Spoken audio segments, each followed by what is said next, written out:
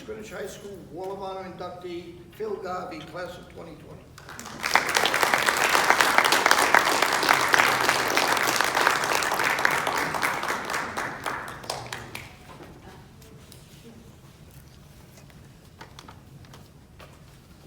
Thank you, Coach. Sure. Thank you.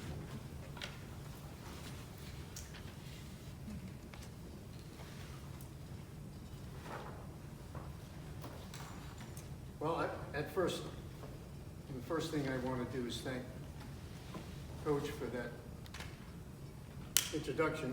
Took away most of my fire here. And thank you to the board for this prestigious honor. Congratulations to the other honorees. I am a townie. I grew up on Marlborough Street. That's one street below Main Street in the center of town. There was a stigma associated with that back in the day. Now it's called the Harbor District. To tell you my story, I'm going to use local vernacular. It's not pronounced East Greenwich. It's pronounced East Greenwich. Living in the center of town, we were within walking distance to everything this town had to offer. There were two movie theaters, a couple of supermarkets, a couple of drugstores. There was a place to buy clothes, shoes, furniture. Woolworths was right next to Almack's. You could buy just about anything there. If you couldn't find it there, Benny's was 2 doors down. Main Street Music sold the latest records.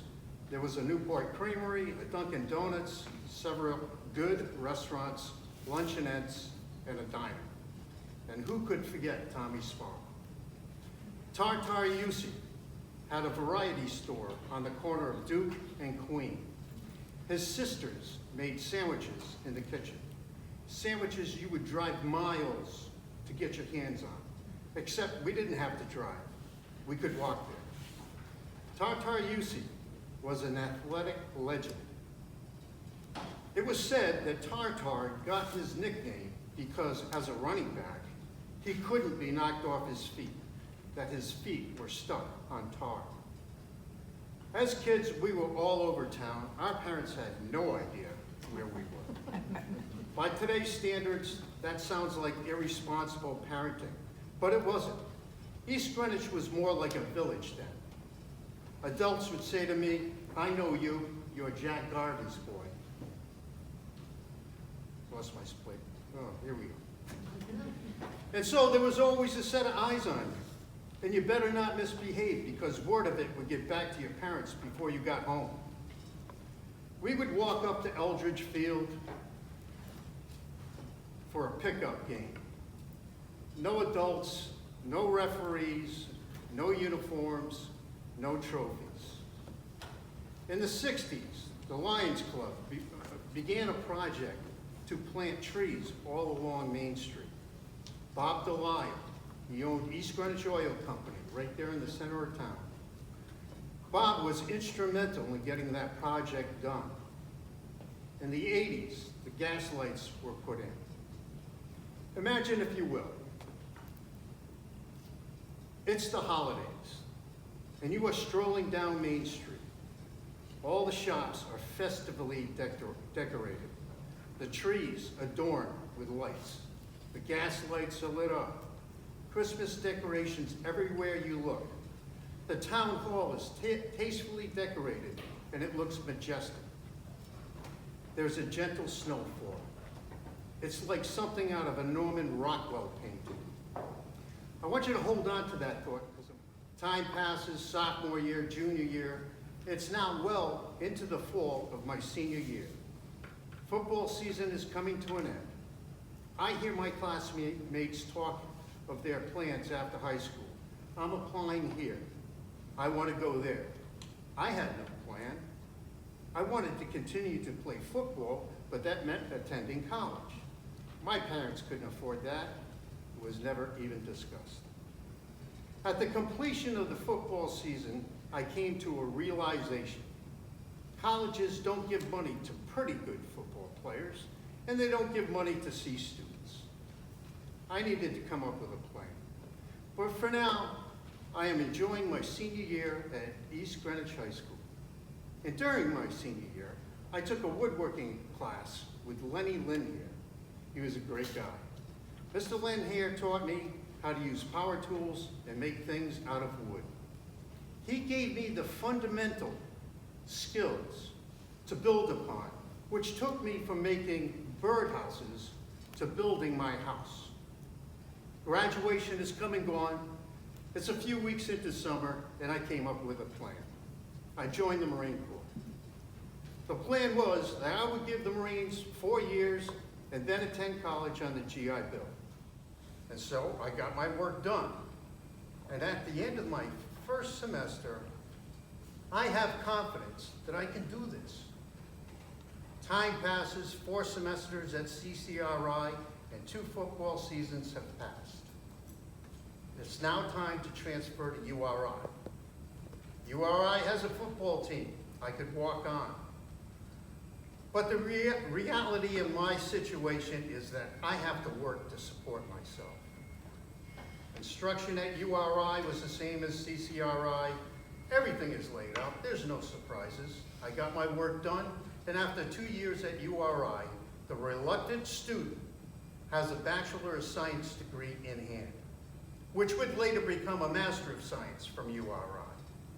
And I can tell you this with absolute confidence, that if it were not for East Greenwich schools raising the bar, if it were not for my teachers making sure I had tools necessary to be successful, that would not have happened.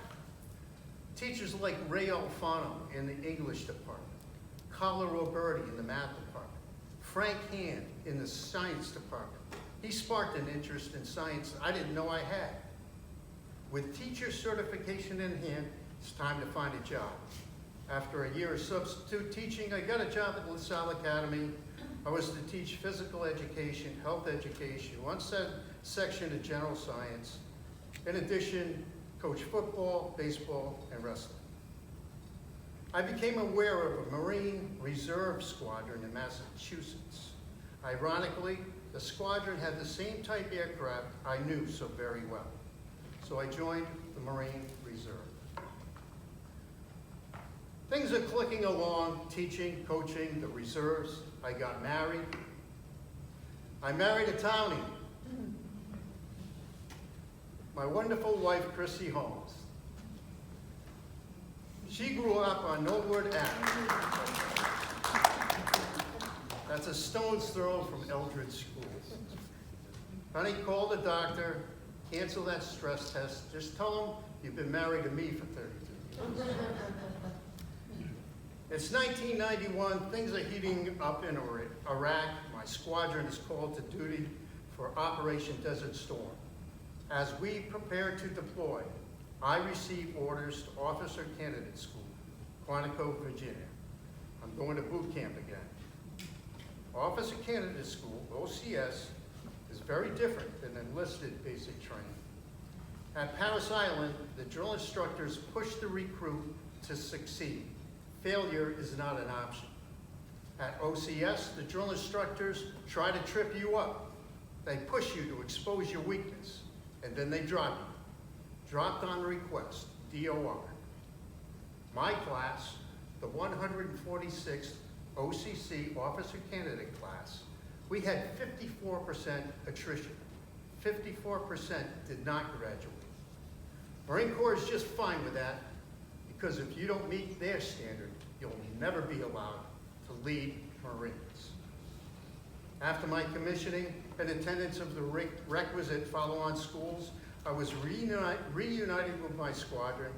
The squadron was deactivated and life returned to normal. My son Ryan is born, and my daughter Shannon 3 years after Ryan. Years pass. Now it's 2004, and our Operation Iraqi Freedom is underway. My squadron is activated, but again, I receive separate orders. I am to report to the 3rd Marine Air Wing Logistics Department, Miramar, California, and then, excuse me, and then deployed to Al-Assad, Iraq. as the 3rd Marine Air Wing Plans Officer. As Coach mentioned, as a plans officer, I'm responsible for the movement of personnel and equipment into and within the theater of operation. I'm now in Iraq, sitting in front of a monitor in the Tactical Air Command Center, the TAC.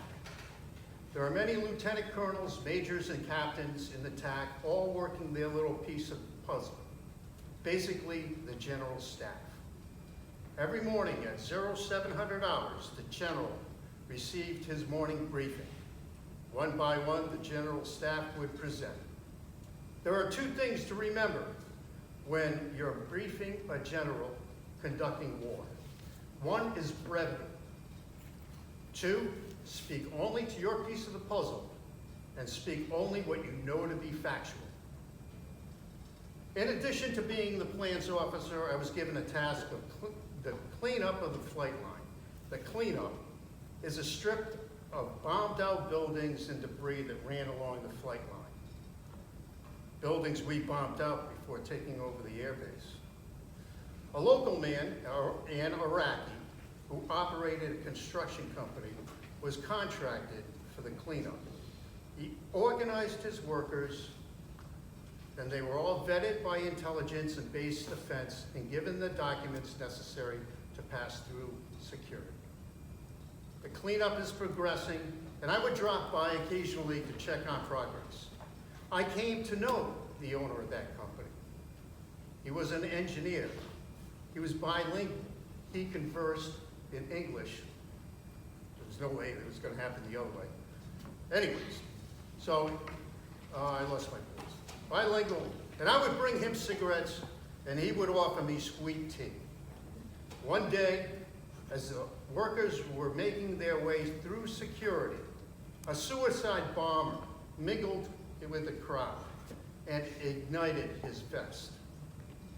I was at medical when the wounded were coming in. The bomber was very effective. After that, work on the cleanup came to a halt. It was the time of Ramadan now. Ramadan is a religious holiday in the Arab world.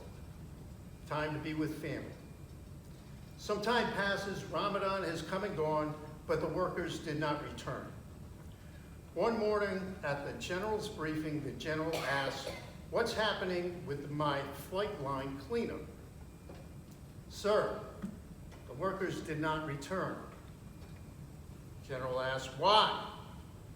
To this, the intelligence officer answered, "Sir, the workers were targeted by Al-Qaeda and executed." These workers were men just trying to put food on the table in a war-torn country. For that, they were executed. Remember that Norman Rockwell scene? Imagine how those Iraqis would feel about being part of it. I've been to many places in this world. What we have is very, very special. I would like to recognize my wonderful wife of 32 years, Christine. She is also an Avenger. Together we have 2 fantastic children, Ryan and Shannon. Ryan is a graduate of the Naval Academy. He has a bachelor's degree in engineering. He is a captain in the Marine Corps and a pilot. He flies the UH-1 Venom aircraft.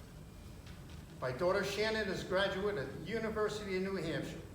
She has a bachelor's degree in neuroscience.